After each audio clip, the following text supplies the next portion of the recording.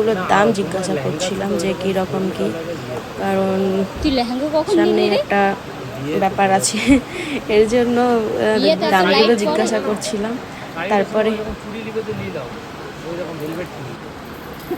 তো এখানে সবুজ কালারের আমি একটা শাড়ি কিনেছিলাম, তো এর জন্য অভি আমাকে একটা সবুজ কালারের ভেলভেটের কাচের চুড়ি কিনে দিল, আমাদের খুব ভালো লাগলো। আর এখানে দেখো সেটগুলো সুন্দর সুন্দর। তারপর আরও কয়েকটা দোকান ঘুরে আমরা যাচ্ছি বাড়ির দিকে। দেখো রাস্তা দেখো, যখন তখন ভূত দেখা দিতে পারে।